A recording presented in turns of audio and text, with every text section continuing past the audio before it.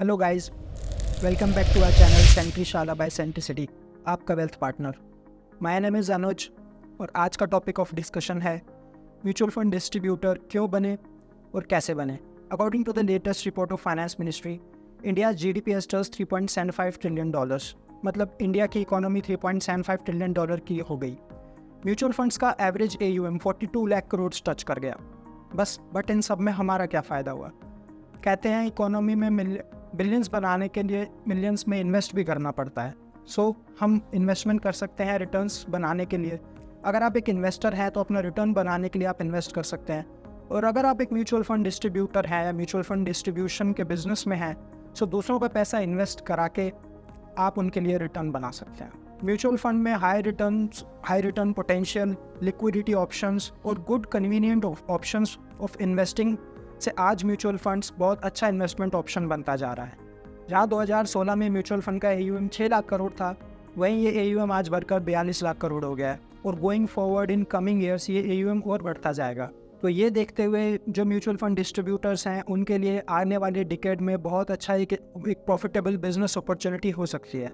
इन सब टॉपिक्स पे डिस्कशन करने के लिए आज हमारे साथ one of the pioneers of the industry who is having more than 20 years of experience of financial industry और हमारे बिजनेस हेड और founding member of Centricity, mister Faraz. Thank you, Anush. Thank you. Pioneers or not, I don't know, but I have been associated with the industry for almost 2 decades now. And मैंने पूरी industry को एक तरीके से evolve होते हुए देखा है। जब मैंने इंडस्ट्री ये ज्वाइन करी थी, ये 1 लाख करोड़ से कम की इंडस्ट्री थी। उस समय अगर मैं सेंसेक्स की बात करूं, लगभग 3000 लेवल पे था। और आज आप देखिए, जैसे आपने अभी बताया कि एवरेज AUM इंडस्ट्री का जो है 42 लाख करोड़ हो चुका है। और उसके अलावा सेंसेक्स हमको मालूम ही है कि किस लेवल पे है, 60,000 के ऊपर के लेवल्स पे आज हमारा सेंसेक्स है। तो एक बहुत बड़ी जर्नी हमने देखी है और इस इंडस्ट्री को इवॉल्व होते हुए देखा है। और मैंने यहाँ पे कई लोगों की ज़िंदगी बनते हुए भी देखी है, जो हम लोग जिनको MFD के नाम से जानते हैं।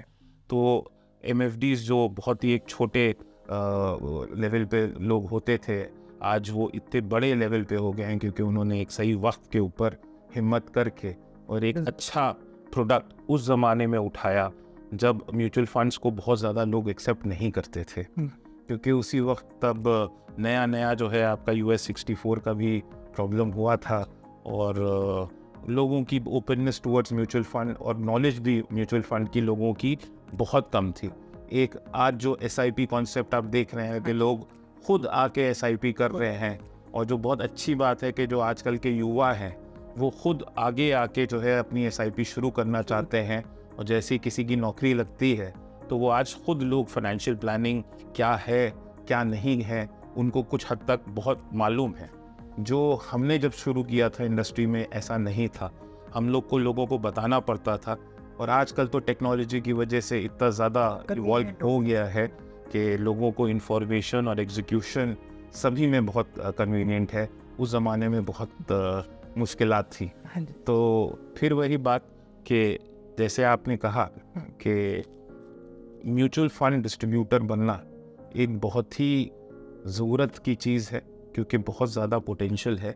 जो आज हम लोग देख रहे हैं जिस लेवल पे मार्केट है या जिस लेवल पे हम लोग का GDP है या जितना म्यूचुअल फंड का AUM है, वो एक टिप ऑफ द आइसबर्ग है।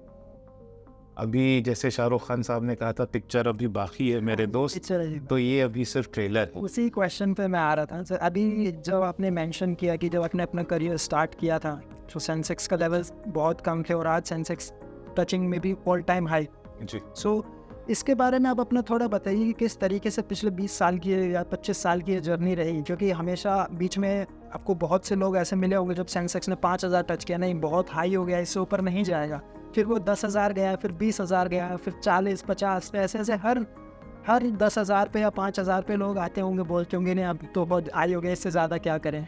चलिए मैं एक आपको ऐसी बताता हूँ जी। मैं किसी और की क्या बात करूँ, मैं जब इंडस्ट्री में नया आया था और तब इंडस्ट्री में कभी जो है कुछ वक्त के बाद जब 2004 के बाद जो है सेंसेक्स की रैली शुरू हुई और 5,000 क्रॉस किया था, तो लोग उस वक्त एक रिपोर्ट आई थी मेरे पास, गोल्डमैन सैक्स की थी, शायद, अगर मुझे ठीक से याद हो, जिसमें वो बात कर रहे थे कि सेंसेक्स विल हिट 10,000।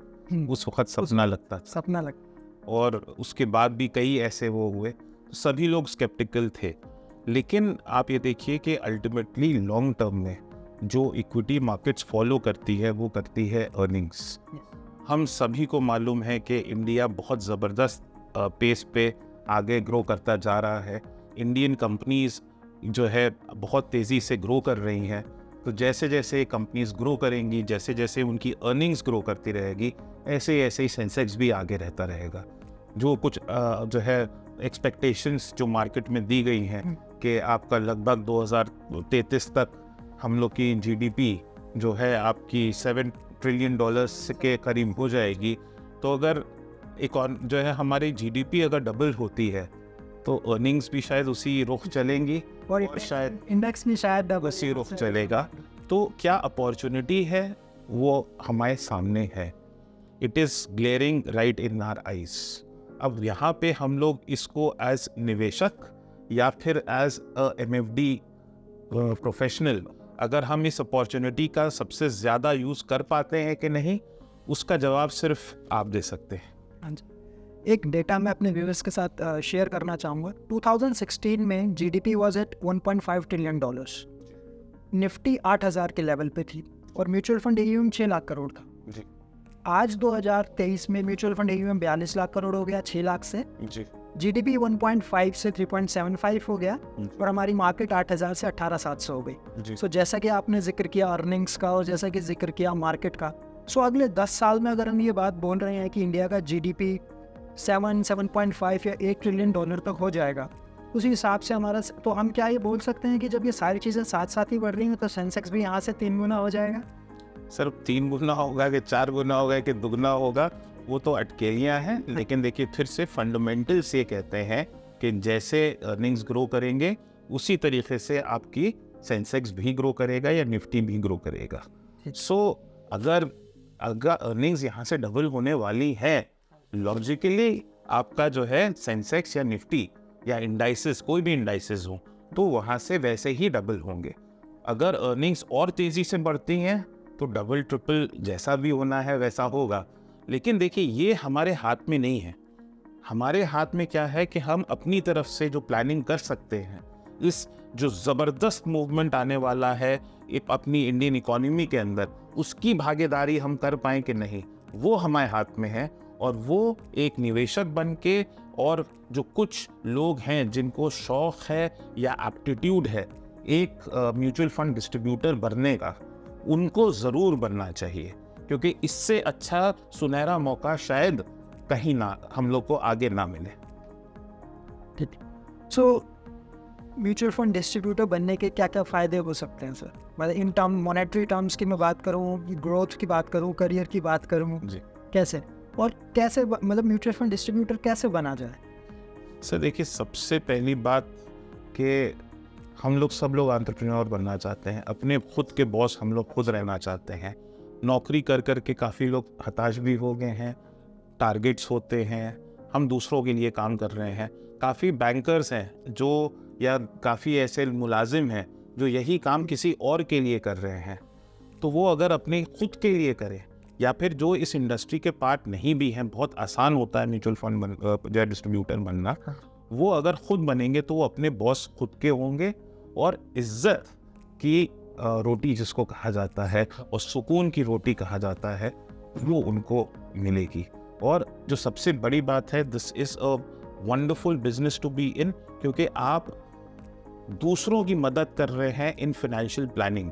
और फाइनेंशियल प्लानिंग एक जो फाइनेंशियल जर्नी है, ये बहुत क्रिटिकल होता जा रहा है, क्योंकि हम लोग के देश में आप देखिए ज़्यादातर हम लोग जो है प्राइवेट सेक्टर में काम कर रहे हैं, और अब शायद पब्लिक सेक्टर में भी पेंशन की चीज़ बंद हो गई है। तो हम लोग को जो आज पैसा हम जो कमा रहे हैं, वो सिर्फ हमारी आज की कमाई नहीं है, ये हमारी आगे की भी कमाई है। और अगर जो है लोगों ने अभी उनको ये ना समझ में आया कि उसी से एक पोर्शन हमको अपने फ्यूचर के लिए भी इन्वेस्ट करना है, तो वो आगे जाके बड़ी दिक्कत हो सकती है। तो ये एक बहुत महत्वपूर्ण चीज़ है, क्योंकि आदमी को कहाँ पे सही जगह पे लगाना है वो एक म्यूचुअल फंड डिस्ट्रीब्यूटर के थ्रू उनको लगा सकते हैं। और इस पूरी जर्नी के अंदर एक एमएफडी का जो रोल है वो अपना रोल पूरा करके वो किसी की जीवन में खुशियाँ ला सकता है। साथ ही साथ वो अपने लिए भी वो आत्मनिर्भरता कर रहा है और उसके अंदर बहुत अच्छे कमाई के जरिए हैं। आपको कोई मिस सेलिंग करने की ज़रूरत नहीं। अगर आप अपने क्लाइंट के हित से के हिसाब से आप उसको जो है बता रहे हैं क्या करना है या क्या नहीं करना है, आप जो हैं बहुत अच्छे तरीके से अपने लिए कमाई का ज़रिया बना सकते हैं। और एक पॉइंट मैं ऐड करना चाहूँगा, ये कमाई जैसे जैसे आपका AUM बढ़ेगा और जैसे जैसे मार्केट बढ़ेगी उससे आपके फिर जो कमीशंस है, मॉनेटरी टर्म्स की बात करूँ, वो भी इंक्रीज होगी। डेफिनेटली। तो इसके अंदर जो आप मेहनत करते हैं वो तो आपकी जो है इनकम बढ़ाती है। मार्केट भी आपकी इसमें जो है में मदद करती है। कैसे करते हैं सर, इस पे थोड़ा? सो जैसे अगर आपके किसी निवेशक ने 100 रुपए लगाए तो आपको शुरुआत में 100 रुपए के ऊपर कमीशन मिलेगी। ठीक है। अब मानिए 5 साल के अंदर ये 100 रुपए 200 रुपए बन गए। हाँ जी। तो जैसे 100 रुपए से वो बढ़ता जा रहा है, 100, 101 हुआ, 102 हुआ, 103 हुआ, आपको पूरा जो इसके ऊपर जो एप्रिसिएशन हो रहा है, आपको जो ट्रेल कमीशन मिलती है वो आपको जैसे जैसे पैसा बढ़ता चला जा रहा है वैसे वैसे आपको मिलेगी। तो आप खुद तो मेहनत कर ही रहे हैं, मार्केट भी आपकी मदद कर रही है। और जैसा भी हम लोग ने कहा कि GDP दुगना हो जाएगा, शायद मार्केट भी दुगनी हो जाए। तो अगर आपने अगर जो भी AUM बनाया होगा वो भी कुछ ऐसे ही जो है रास्ता पकड़ेगा, तो आपके साथ फायदा ये होगा कि जो आपने काम किया उसका दुगना फल आपको मिलेगा मार्केट की मदद से। सर, अब क्वेश्चन ये उठता है कि एक म्यूचुअल फंड डिस्ट्रीब्यूटर जो है उसको फाइनेंशियल प्लानिंग करनी है, उसके पास सारे टूल्स अवेलेबल होने चाहिए, रिसर्च होनी चाहिए, MIS होनी चाहिए, उसके पास सारे के सारे फैक्ट्स और फिगर्स होने चाहिए, मार्केटिंग टूल्स होने चाहिए। सो ये एक MFD के पास होना थोड़ा सा मुश्किल है, या आप बोलो कि टेक्नोलॉजी आज इतनी स्ट्रॉन्ग है लेकिन still technology has some costs जी। सो उस हिसाब से एक डिस्ट्रीब्यूटर को क्या करना चाहिए? सर सबसे पहले तो MFI का एग्ज़ाम देना चाहिए, क्योंकि बिना MFI का एग्ज़ाम पास करे हुए कोई भी बंदा म्यूचुअल फंड डिस्ट्रीब्यूशन के बिजनेस में नहीं आ सकता। बहुत सरल एग्ज़ाम होता है और वो उसके लिए भी शायद आपने कुछ वीडियोस आप बनाए हैं, ट्रेनिंग वीडियोस, तो जो समझना चाहे वो वीडियोस देख के भी आप जो है अपने आप को तैयार कर सकते हैं। बहुत ही जो है आसान सरल टेस्ट होता है, जो आप दें आपको एक सर्टिफिकेशन मिलता है और उसके बाद आप म्यूचुअल फंड डिस्ट्रीब्यूटर बन सकते हैं। और अब रही जो आपने दूसरा क्वेश्चन पूछा, साहब देखिए इंडस्ट्री हर जगह इवॉल्व हो रही है। तो मैं थोड़ा अलग किस्म से आपका जवाब दूंगा। तो अगर आप यूरोपियन मार्केट्स या आप अमेरिकन मार्केट्स को देखिए तो वहाँ पे प्लेटफॉर्म्स हैं जिनका बोलबाला है। वहाँ पे आपको इंडिविजुअल फाइनेंशियल एडवाइजर्स जिसको कहा जाता है या MFDs कहा जाता है, वहाँ पे आपको स्टैंडअलोन नहीं, बहुत कम दिखेंगे। ज़्यादा से ज़्यादा लोगों ने प्लेटफॉर्म्स ज्वाइन करे हैं। अब प्लेटफॉर्म क्यों ज्वाइन करे हैं मैं आपको उसका भी रीज़न बताता हूँ सर। कि सबसे पहला कि जिस तरीके के डेवलपमेंट्स हो रहे हैं इस पूरे फाइनेंशियल सेक्टर में, म्यूचुअल फंड आज से 20 साल पहले एक बहुत ही नॉवेल प्रोडक्ट होता था, लेकिन आज वो एक बेसिक प्रोडक्ट हो गया है। ऐसे ही काफ़ी सारे कॉन्सेप्ट्स आपके आ रहे हैं जो आपके शायद आज नॉवेल हो लेकिन कल जाके वो भी सारे आपके बेसिक हो जाएं। तो इतने सारे नए नए प्रोडक्ट्स आ रहे हैं, इतने सारे नए नए कॉन्सेप्ट्स आ रहे हैं कि उसको एक इंडिविजुअल आदमी को संभालना और समझना बड़ा मुश्किल है। उसको एक इंस्टीट्यूशनल सपोर्ट चाहिए जो प्लेटफॉर्म्स देते हैं। दूसरा, टेक्नोलॉजी का ज़माना है जैसे आपने कहा। तो अगर टेक्नोलॉजी में आपको इन्वेस्ट करना है और जिस तरीके की टेक्नोलॉजी चाहिए उसमें बहुत ज़्यादा भारी निवेश है, और जो बने बनाए प्लेटफॉर्म्स या आपको जो सॉफ्टवेयर मिलते हैं मार्केट में, अगर आप खुद से ही MFD बनना चाहें और खुद से ही आप सब कुछ करना चाहें, उनकी बहुत हैवी रिकरिंग कॉस्ट होती है। तो इसके अंदर आपका जो बेस्ट वो है कि आप जो है एक किसी एग्जिस्टिंग कोई प्लेटफॉर्म हो जो आपको कटिंग एज टेक्नोलॉजी दे रहा हो, कटिंग एज प्रोडक्ट्स दे रहा हो, पूरा एक आपका जो मैं कहूँगा एक market place of financial products आपको वो दे रहा हो, उसका डिजिटल एग्जीक्यूशन दे रहा हो, उसकी जो है आपकी रिपोर्टिंग दे रहा हो, आप वो लीजिए। और जो आपके लर्निंग एंड डेवलपमेंट के ऊपर बहुत ज़्यादा जो है निवेश कर रहा है उसको करिए, आपके लिए वो बहुत बेहतर रहेगा। And lucrative commissions also. Sir वो तो होंगी। Yes sir. तो कमीशन मेरे हिसाब से कभी भी किसी बिजनेस का मेन मोटिव नहीं होना चाहिए।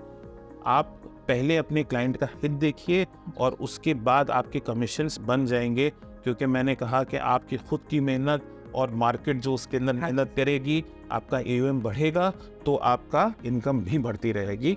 हाँ, बहुत कॉम्पिटिटिव कमीशन स्ट्रक्चर्स होते हैं, लेकिन आप ये याद रखिए कि म्यूचुअल फंड सबसे one of the most regulated product है जो सेबी करता है। सो कमीशन स्ट्रक्चर्स जो पहले होते थे वो आज नहीं है, और जो आज हैं वो कल शायद ना रहें। तो कमीशंस, क्योंकि जैसे जैसे आपका इंडस्ट्री का साइज बढ़ता चला जा रहा है, जैसे जैसे आपका इंडस्ट्री का साइज बढ़ता चला जा रहा है, जैसे जैसे आपके फंड के साइजेस आपके बढ़ते चले जा रहे हैं, TER कम होते जा रहे हैं। TER का मतलब होता है सर टोटल एक्सपेंस रेशियो, जो एक फंड हाउस एक स्कीम को चार्ज करता है और उसी का एक पार्ट जो है आपके MFD को दिया जाता है। तो जैसे जैसे स्कीम्स बढ़ रहे हैं, आपके TER कम हो रहे हैं, इसी हिसाब से कमीशन भी थोड़ी कम हुई है जो देखने में। इसका जो सबसे सरल जो है वो है कि आप अब देखिए टेक्नोलॉजी इसमें आपकी यहाँ पे भी मदद करेगी कि जैसे आप पहले फिजिकली आप जैसे आप हद से हद 10, 20, 50 लोगों को मैनेज कर सकते हैं, through the use of technology आप ये आंकड़ा बहुत बड़ा कर सकते हैं, क्योंकि टेक्नोलॉजी सारा काम एग्जीक्यूशन आपका जो उसके अंदर रिपोर्टिंग सब कुछ आपको टेक्नोलॉजी करके देगी। और आगे आने वाला समय जो है AI का है, तो जैसे जैसे अगर आपका अच्छा प्लेटफॉर्म है तो आपको AI से भी मदद करेगी। तो काफ़ी सारा काम और सिरदर्दी ऑपरेशनल एग्जीक्यूशन वाला जो हम लोग कहते हैं, वो सिरदर्दी काफ़ी हद तक जो है ये प्लेटफॉर्म्स दूर कर देते हैं। जैसे कि आपने सर टेक्नोलॉजी की बात की, फिर और कमीशंस की भी बात की, काफ़ी बातें की, और एक IFA के लिए, म्यूचुअल फंड डिस्ट्रीब्यूटर के लिए 50 लोग मैनेज करना आसान है आपने बताया, लेकिन हो सकता है 200 और इससे ज़्यादा मैनेज वो ना भी कर पाए। इसके लिए उसको एक प्लेटफॉर्म ला तो सकता है, लेकिन शायद उसको प्रॉपर्ली सर्विस ना दे पाए, और हो सकता है वो सारे फाइनेंशियल प्रोडक्ट्स एक ही स्क्रीन पे उसको ना भी दे पाए। सो मेरा यही क्वेश्चन है कि फिर वाई सेंट्रिसिटी? सर देखिए, कुछ हद तक तो जो मैंने आपको उसका जवाब ऑलरेडी मैं दे चुका हूँ। सेंट्रिसिटी एक ऐसा प्लेटफॉर्म है जो हमारे इस कम्युनिटी के लिए बहुत बड़ा काम कर रहा है, जो एक पूरा बहुत अच्छा टेक्नोलॉजी का इकोसिस्टम बनाया है, जहाँ पे आपको पहली जो रिक्वायरमेंट होती है किसी भी एक MFD की के प्रोडक्ट अवेलेबिलिटी, आपको यहाँ पे सिर्फ म्यूचुअल फंड नहीं, आपको बतेरे और प्रोडक्ट्स हैं आपको जो रहेगा, जैसे P2P भी हो गया, जो है आपका कॉर्पोरेट FDs हो गए, आपके बॉन्ड्स हो गए, आपका direct equity, unlisted equity, AIF, PMS, आपका लैप, तो केवल आपकी इन्वेस्टमेंट की रिक्वायरमेंट नहीं, जो आपके क्लाइंट की और बाकी भी रिक्वायरमेंट है, फाइनेंशियल रिक्वायरमेंट, उसको भी ये पूरा कर रहा है, पहली चीज़। दूसरा, ये सब आपका जो है ये करवा रहा है आपको digital execution for most of the products, जहाँ पे रेगुलेटरी अप्रूवल्स हैं या फिर इंफ्रास्ट्रक्चर अभी अवेलेबल है। तो ये एक जर्नी है। पहले म्यूचुअल फंड में भी ज़्यादातर चीज़ें फिजिकल होती थी, स्पेशली बिफोर कोविड। तो लगभग कोविड से पहले 80% ट्रांजैक्शन जो है आपके फिजिकल होते थे और लगभग 20% आपके डिजिटल होते थे। लेकिन अब कोविड के बाद के आप आंकड़े देखिए तो जस्ट पलट गया है। आज 80% ट्रांजैक्शन आपके डिजिटली एग्जीक्यूट हो रहे हैं म्यूचुअल फंड्स के, और केवल 20% ही आपके फिजिकल है। सो आपका जो है ये पूरा जो है आपको डिजिटल एग्जीक्यूशन देगा। और जो सबसे बड़ी बात है कि ये जितने भी मैंने अभी प्रोडक्ट्स बोले आपको, जो क्लाइंट होगा, एंड क्लाइंट, वो प्लस आपका जो पार्टनर हैं जो या MFD हैं, वो भी अपने क्लाइंट का एक समरी एक स्क्रीन में देख सकते हैं और उसके जो है एनालिसिस भिन्न भिन्न तरीके से आपको दिया जा सकता है। और जो सबसे बड़ी बात है कि सेंट्रिसिटी का जो है एक मेन ऑब्जेक्टिव है कि आपको वो अच्छे से अच्छा नॉलेज दे कि आप अच्छे से अच्छे तरीके से जो है अपने क्लाइंट को सर्विस कर पाए। लर्निंग एंड डेवलपमेंट की तरफ जो है सेंट्रिसिटी का बहुत ज़्यादा जो है रुझान है। और जैसा मैंने आपको बताया AI, तो IIT चेन्नई के साथ सेंट्रिसिटी पूरा एक AI और मशीन लर्निंग का मॉड्यूल पूरा क्रिएट कर रही है, जिससे हमारे जो म्यूचुअल फंड डिस्ट्रीब्यूटर भाई हैं उनको बहुत ज़्यादा उनको फ़ायदा होगा। और देखिए एक और चीज़ आपको बताऊं कि मेन चीज़ क्या है कि जो सेंट्रिसिटी हम लोगों ने जो बनाई है, अगर आप हम लोग का बैकग्राउंड देखिए तो हम लोग का एक अच्छा जो बैकग्राउंड रहा है, हम लोग ने पूरे एक गैमुट ऑफ इन्वेस्टर्स के साथ काम किया है, रिटेल निवेशकों के साथ भी, जो आप मास अफ्लुएंट कहते हैं, HNIs कहते हैं, अल्ट्रा HNIs कहते हैं, और कॉर्पोरेट्स, सभी के साथ किया है। तो हम उनकी नीड्स और साइकोलॉजी भिन्न भिन्न जो है हमारे जो इन्वेस्टर्स हैं सबकी हम समझते हैं। और जो हमने ये प्लेटफॉर्म बनाया है वो आपके बहुत बड़े जो क्लाइंट हैं उनको भी जो प्रोडक्ट्स की, जो रिपोर्टिंग की, जो सहूलतें उनको चाहिए वो तो हम दे ही रहे हैं। और यदि आप अगर रिटेल के पास जाइए, जो उनके लिए प्रोडक्ट्स हैं, जो उनकी जो रिक्वायरमेंट्स हैं उसको भी मीट करता है। तो ज़्यादातर जो प्लेटफॉर्म अभी मार्केट में है वो आपके रिटेल निवेशकों को ही केवल केटर करते हैं, लेकिन अगर आप सेंट्रिसिटी का प्लेटफॉर्म देखेंगे तो वो आपके हर तरीके के क्लाइंट्स की रिक्वायरमेंट को पूरा करता है। तो वो एक बहुत ज़्यादा ज़रूरी चीज़ है। और आज कोई रिटेल है तो कल वो मास अफ्लुएंट भी होगा और वो आपका HNI भी होगा, क्योंकि यही हमारे भारत देश की जो है खूबी है, जो खुद तो ग्रो कर रहा है, साथ में जो भारत हम जो नागरिक हैं उनको भी आगे लेके जा रहा है। तो आप ज़्यादातर जो देख रहे हैं कि आज मल्टीबिलियनर्स हैं, वो उनकी बहुत हम्बल स्टार्टिंग थी। यही हमारे भारतवर्ष की महानता है। ठीक बात। सो आई थिंक सर आपने काफ़ी अच्छे से आज हमारे व्यूअर्स को एक्सप्लेन किया कि मार्केट्स के बारे में आपने बताया, डिस्ट्रीब्यूटर्स के बारे में बताया, डिस्ट्रीब्यूटर्स को बिजनेस के बारे में आपने बताया, किस तरीके से वो फाइनेंशियल प्लानिंग करके दूसरों का फाइनेंशियल जो गोल्स हैं उनको अचीव करा सकते हैं, और इसमें अपने लिए भी वो एक वेल्थ क्रिएट कर सकते हैं। और जैसे जैसे और इस जर्नी में वो सेंट्रिसिटी के साथ ग्रो कर सकते हैं, मल्टीपल रिपोर्ट्स देख सकते हैं, एन नंबर ऑफ प्रोडक्ट्स कर सकते हैं। ठीक है। सो इसके ये सारा का सारा एक म्यूचुअल फंड जो डिस्ट्रीब्यूटर है, अगर एक मेरा लास्ट क्वेश्चन आपसे यही था कि एक म्यूचुअल फंड डिस्ट्रीब्यूटर जो अभी n number of softwares market में ऑलरेडी हैं, सो सिर्फ सेंट्रिसिटी ही वो क्यों चूज़ करे? मतलब स्टिल मैं अभी कुछ डिस्ट्रीब्यूटर से बात कर रहा था जो किसी न किसी ऑर्गेनाइजेशन के साथ अभी भी जुड़े हुए हैं, सो सिर्फ वो म्यूचुअल फंड्स ही कर रहे हैं। पहले मैं आपको बता दूं, ज़्यादातर म्यूचुअल फंड्स ही कर रहे हैं। उनका यही क्वेश्चन है कि म्यूचुअल फंड्स करके आज हमने इतना ग्रो कर लिया है, हमने 50 करोड़ AUM कर लिया, 60 करोड़ कर लिया, एग्जिस्टिंग AUM जो है उनकी बात कर रहा हूँ मैं, तो कह रहे हैं अब हम एक नया या एक दूसरे नए जो आपका प्लेटफॉर्म है उसके साथ क्यों जुड़े? अनुज, कुछ हद तक मैंने इसका जवाब दे ही चुका हूँ मैं, लेकिन आपने कि फिर से पूछा है, मैं आपको फिर से इसका वो करता हूँ। देखिए, अगर जब आप NISM का कोर्स आप करेंगे तो उसके अंदर भी आपको काफ़ी चीज़ें आएंगी कि बोला जाता है कि एसेट एलोकेशन क्या होता है, नीड बेस एनालिसिस होती है, आपका डाइवर्सिफिकेशन के ऊपर बात की जाती है। तो ये तो NISM का कोर्स ही बोल रहा है। तो हर एक चीज़ का जवाब एक ही प्रोडक्ट नहीं हो सकता है, आपको हर एक रिक्वायरमेंट के लिए अलग अलग जो है आपको प्रोडक्ट होना है। दूसरा, हर स्टेज पे आदमी सबकी जो है हर निवेशक की अलग अलग स्टेज होती है। तो जैसे अगर आप देखिए कि कोई अभी नई किसी की नौकरी लगी है या नया भी उसने काम करना शुरू किया है, तो उसको वेल्थ क्रिएशन करना है, उसके लिए एक अलग प्रोडक्ट सेट की और एक अलग लाइन ऑफ थॉट की ज़रूरत है। वहीं आगे जैसे जैसे वो आदमी आगे बढ़ता चला जाएगा उसकी डिमांड अलग अलग होगी। शुरुआत में वो रिस्क ज़्यादा ले सकते हैं क्योंकि उनको बहुत लंबे समय काम करना है, तो आपका जो है वो थोड़ा एग्रेसिव इन्वेस्टर होंगे।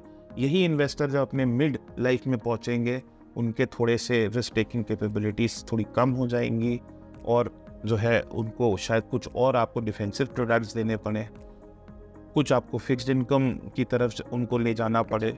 और जैसे ही जब वो रिटायरमेंट के पास पहुंचेंगे या रिटायरमेंट हो जाएगा तो उनकी नीड एकदम अलग हो जाएगी। उनकी नीड जो है आपकी कैपिटल प्रिजर्वेशन की तरफ ज़्यादा होगी and a return which will beat inflation. तो अलग अलग समय पे या अलग अलग निवेशकों के रिक्वायरमेंट अलग अलग होते हैं, उसके लिए आपको अलग अलग प्रोडक्ट देना होगा। तो मैं फिर ज़रा खाने पीने का शौकीन हूँ, तो खाने पीने की ही एग्जांपल दूंगा कि अगर एक थाली आप देखिए, थाली में आपको सिर्फ एक दाल नहीं दे दी जाती या सिर्फ रोटी नहीं दे दी जाती या सिर्फ चावल नहीं दे देता। अगर एक अच्छी थाली है तो उसके अंदर आप देखिएगा तो आपको चावल भी मिलेगा, रोटी भी मिलेगी, दाल भी मिलेगी, आपको हरी सब्जियां भी मिलेंगी, आपको जो है कुछ पनीर का कुछ बढ़िया सब्जी भी आपकी होगी, कुछ मीठा होगा, सलाद होगा। सो एक तभी ये एक संपूर्ण मील बनता है, हेल्दी मील जिसको हम लोग कहते हैं। ऐसे ही हम लोग को एक हेल्दी पोर्टफोलियो बनाने के लिए अलग अलग चीज़ें देने की ज़रूरत है। किसके लिए क्या ज़्यादा अच्छा है उसके लिए हम कभी और बात कर सकते हैं, but depending upon the need and the life stage of a particular person, उसको अलग अलग प्रोडक्ट की ज़रूरत होती है जो सेंट्रिसिटी प्रोवाइड कर रहा है, जैसे मैंने आपको बताया। दूसरा, हम इसमें डिजिटल एग्जीक्यूशन हर एक प्रोडक्ट कैटेगरी का है, ना कि केवल म्यूचुअल फंड्स बट बाकी प्रोडक्ट्स का भी। तीसरा, म्यूचुअल फंड क्या जो हम लोग का जो लर्निंग एंड डेवलपमेंट के ऊपर जो हम लोग का फोकस है वो बहुत ज़्यादा है, क्योंकि जो सबसे बड़ी जो हिंड्रेंस है इस इंडस्ट्री को ग्रो करने में वो है फाइनेंशियल लिटरेसी। उसकी तरफ हम लोग का बहुत ज़्यादा स्कोप है। और जो अगर आप देखिए, जो आज हम ये वीडियो भी बना रहे हैं तो हम फाइनेंशियल लिटरेसी के लिए ही बना रहे हैं और एक लार्जर ऑडियंस पे पहुंचना चाह रहे हैं कि वो जब ज़्यादा हमारे म्यूचुअल फंड डिस्ट्रीब्यूटर होंगे, आज आप देखिए तो केवल 1 लाख म्यूचुअल फंड डिस्ट्रीब्यूटर है। हाँ जी।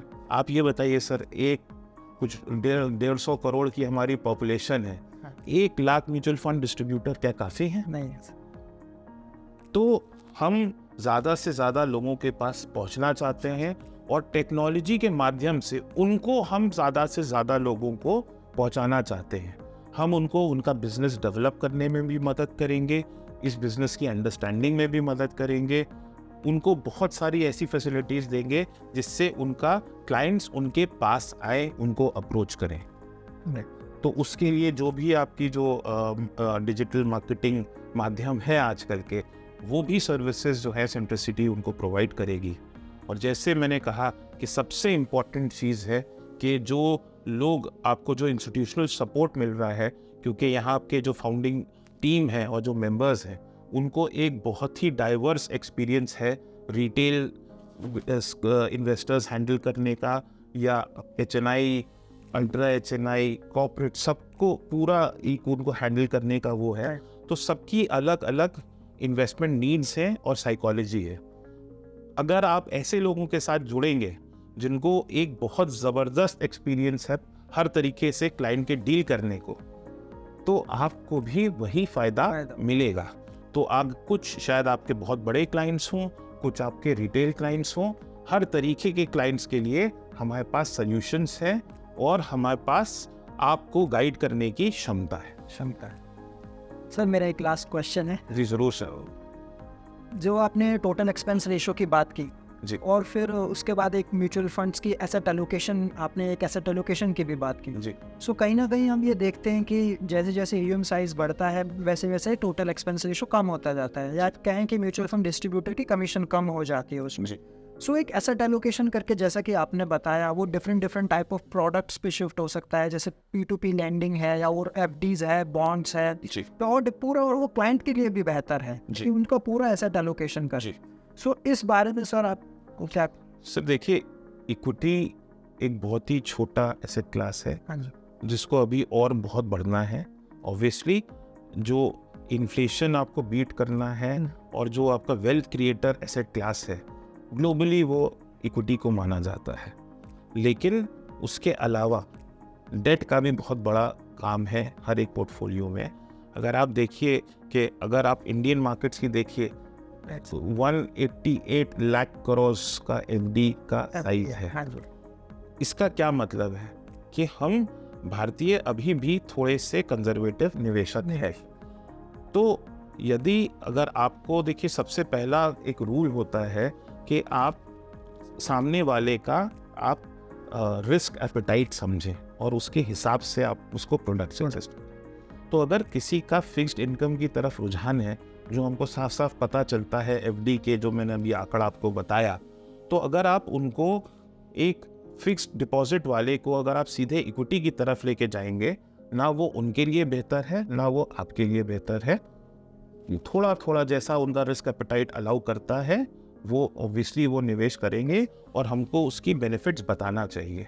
लेकिन अगर हमको उनका वॉलेट शेयर प्रॉपर लेना है, अगर वो अपने 100 रुपये में से केवल 10 रुपये या 20 रुपये ही केवल इक्विटी में डाल रहे हैं, तो अगर सिर्फ इस पैसे के पीछे अगर हम लोग भागेंगे तो हमारा AUM छोटा ही रहेगा।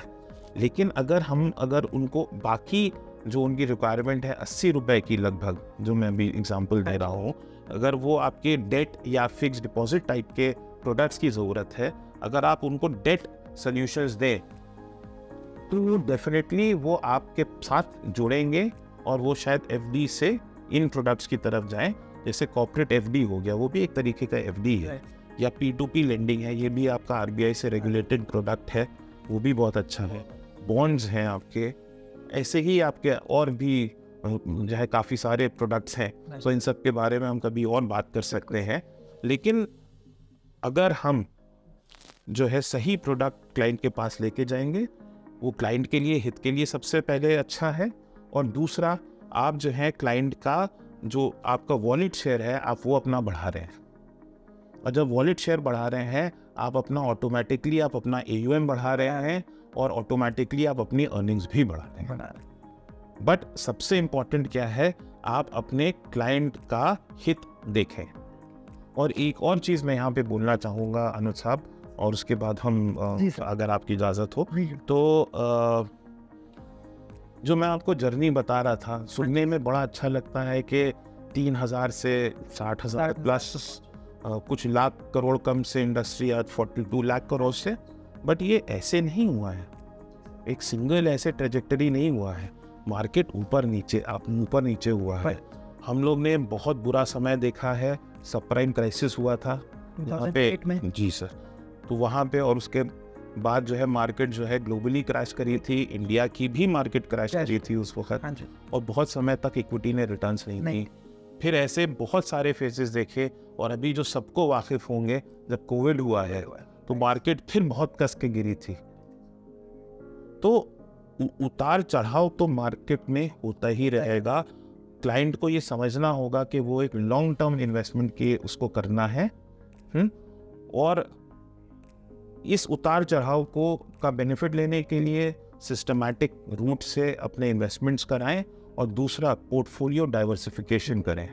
इसी वजह से डेट का बहुत ज़्यादा महत्व है कि जब मार्केट नीचे आती है तो डेट अपना काम करता रहता है, वो एक लीनियर रिटर्न्स देता रहता है जनरली।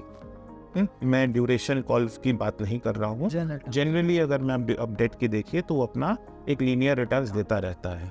उससे क्या होता है, वो एक शॉक एब्जॉर्बर की तरह काम करता है पूरे पोर्टफोलियो के अंदर। और जब मार्केट गिरती है, विद्वान कह के गए हैं जो है, buy at low sell at high.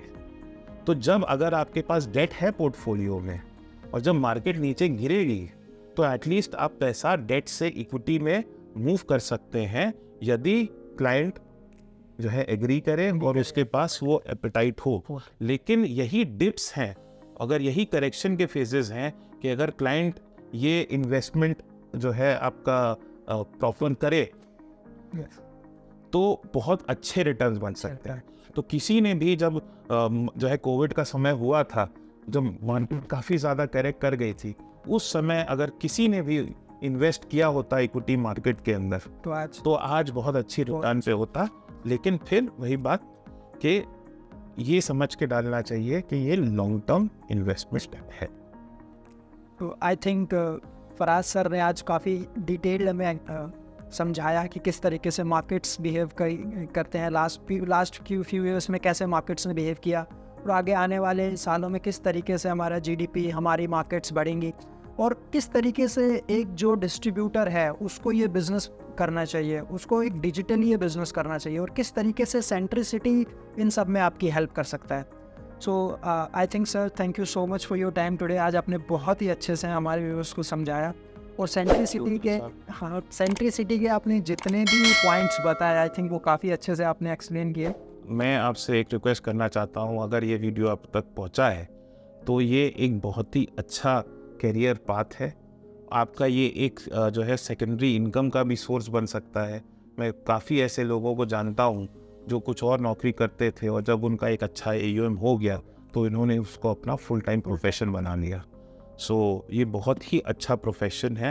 एक ये इसमें जो है एक जो क्या कहते हैं उसको, you are helping others achieving their financial needs में। तो ये एक बहुत ही अच्छा प्रोफेशन है, तो आप इससे जुड़िए, आपके भी हित के लिए ये बहुत ही अच्छा है। अगर आपको ये वीडियो अच्छी लगी हो तो प्लीज़ हमारे चैनल को सब्सक्राइब करें और लाइक करें। Thank you so much.